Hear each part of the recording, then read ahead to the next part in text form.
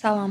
MHM miskçilər üçün Azərbaycan dili əvəzlik mövzusuna aid bir suala nəzər yetirək. Cədvələ əsasən uyğun fikri müəyyən edin. Uyğun fikir dediyinə görə fikrimizin verilən hissəsi, hökm hissədə verilən hissə doğru olmalıdır ki, biz bunu uyğun fikir kimi götürək.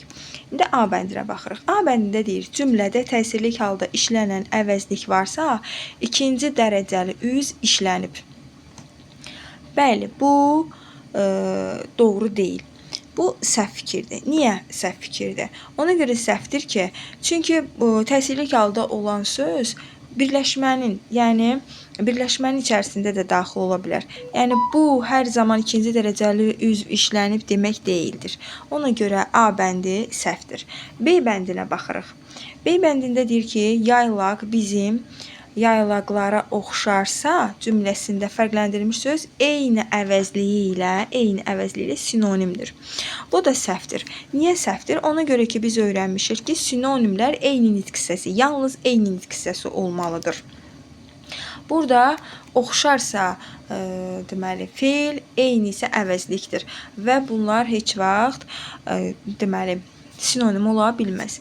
C variantına baxırıq. Sual əvəzliyi sayı əvəz edəndə təyin, zərfi əvəz edəndə zərflik, ismi əvəz edəndə mübtəda rolunda işlənir. Bəli, bu doğrudur, amma yanlış dediyinə görə bunu da səhv götürəcəyik. D variantına baxırıq. Hər filan əvəzlikləri mürəkkəb əvəzliyin tərkib hissəsi ola bilir. Həmçinin bu sözlərdən yeni söz yaratmaq olur. Bəli, bu doğrudur. Məsələn, hər kəs filanıncı, amma filan kəs hər gün bu tipli mürəkkəb olub. Filanıncı, hər nə tipli əvəzliklərdən yeni söz yaratmaq olur. Doğru dediyinə görə bizim doğru variantımız da elə D variantı olur.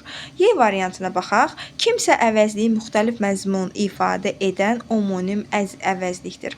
Xeyr, biz kimsə əvəzliyini anonim kimi götürə bilmərik. Niyə? Çünki müxtəlif məzmunlu əvəzlik. İnkar əvəzliyi kimi götürmüş olsaq, deməli, onda feilimiz inkarda olmalıdır. Məsələn, deyirəm, kimsə qapını döymədi. Burada inkar əvəzliyi mənasında gəlir. Bir də deyirəm ki, kimsə bizə gəlmişdir. Yəni, şəxs mənasında. Bu da olur qeyri-müəyyən əvəzlik.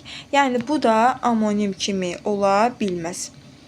Doğru yazdığına görə səhvdir. Ona görə doğru variantımız D variantı olmuş olur.